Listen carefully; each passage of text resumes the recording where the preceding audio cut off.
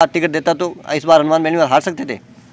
इस चुनाव के अंदर इन जनता के बीच में चाहे मुझे कुछ भी करना पड़े, मैं निर्दलीय ताल ठोकूंगा और जनता का साथ रहा तो मैं 1% भी पीछे नहीं हटूंगा। रेवू जी का आप कहते हो तो रेवू जी ने कोई तैयारी नहीं की। रेवू जी ने मौके पे वो तो RLP के थे, उनको तो टिकट दिया। बीजेपी के लिए क्या किया है।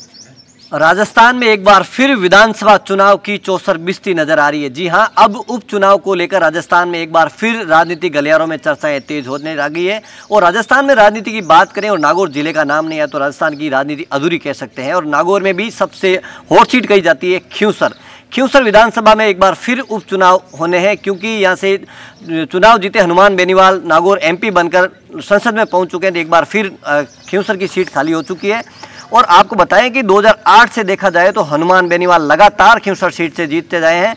और ये देखा जा सकता है कि यहाँ पार्टियां कोई मायने नहीं रखती, हनुमान बेनीवाल के नाम से यहाँ सीट जीती जा रही है।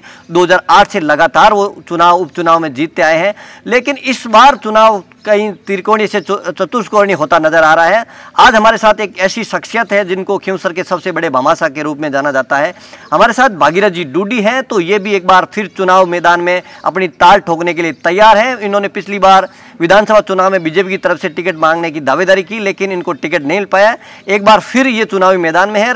इनका पूरा परिचय भी आपके साथ शेयर करेंगे। इनके साथ ही बात आपको बताएंगे कि किसी पार्टी से टिकट की दावेदारी कर रहे हैं या निर्दलीय चुनाव मैदान में उतर रहे हैं। राम राम साहब। राम राम साहब। चुनाव लड़ने की दिमाग में कैसे आई आपको? चुनाव लड़ने की तो मन में तो क्या आई, पर मेरे दिमाग के अंदर ये रही कि मैंने बचपन से लेके और आज तक जयपुर में धंधा किया और मेरे एक हमेशा दिमाग में रही कि मैं इस एरिया से, मेरी जन्मभूमि खींवसर विधानसभा क्षेत्र में माडपुरा गांव है और मैं मेरे एरिया के लिए कुछ करूं। इसलिए अब कई दिक्कतें आती है। यदि मैं वैसे सामाजिक के हिसाब से रह करके कुछ करना चाहता हूं, पर उनमें कई समस्याएं आती है। तो एक बार मन में है कि कुछ जनता यदि मेहरबान हो जाए तो मैं इस एरिया के लिए जी भर के काम करूं और मैं काम करने की चीज़ से आया हूं। आपको एक भामाशाह के रूप में देखा जाता, तो भामाशाह के रूप में क्या क्या सामाजिक सरोकार का कार्य आपने अभी तक किया है?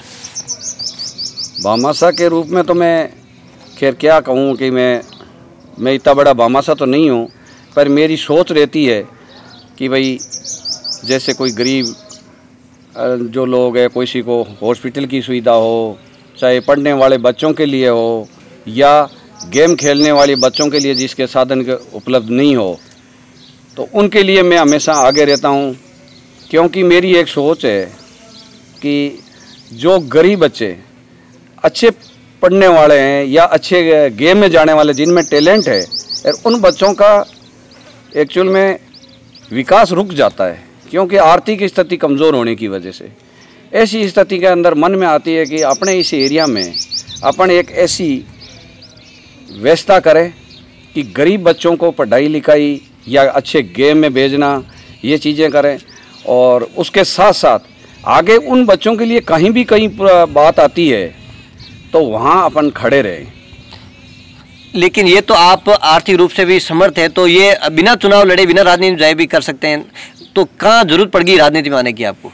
राजनीतिक में आने की जरूरत इसलिए पड़ गई, सबसे बड़ी बात यह है कि अपन राजनीतिक में नहीं होकर के वैसे मदद कर सकते हैं, ये बात ठीक है, पर एक्चुअल में जो एरिया का विकास का काम करना हो, उस एरिया के विकास हम यदि कुछ नहीं है, यदि हमारी वो हैसियत नहीं है, तो अपनी बात कोई नहीं मानेगा। चाहे अपन किसी सरकारी कार्यालय में जाए या किसी भी फील्ड में जाए। इसलिए वहाँ अपने को ये चीज़ ज़रूरी लगता है कि भाई यहाँ अपने को कुछ बनना चाहिए, और वो बनाए कौन? बनाने वाली जनता है। और जनता यदि पावर दे, उसके बाद भी मेरी सोच है कि अगले 5 साल के अंदर मैं उनको काम करके दिखाऊंगा कि काम क्या चीज़ होती है। 2023 के विधानसभा चुनाव में आपने बीजेपी से दावेदारी की थी टिकट लेने की, लेकिन आपको कई कारणों से टिकट नहीं मिल पाया, तो किस प्रकार से हताशा हुई है या आपको उससे ज़्यादा मनोबल बढ़ा आपको? देखो 2023 के अंदर मैं पिछले काफ़ी टाइम से लगातार लगा हुआ था बीजेपी टिकट की तैयारी के लिए। बीजेपी टिकट से ज़्यादा मैं जनता के बीच में कंटिन्यूसली लगा हुआ, और यहाँ खींवसर विधानसभा क्षेत्र में मतलब खुला मैं बोलता था कि मैं बीजेपी पार्टी मुझे टिकट देगी और मैं जनता के बीच में आऊँगा और जनता मुझे वोट देगी। तो मैं इस एरिया के लिए काम करूं।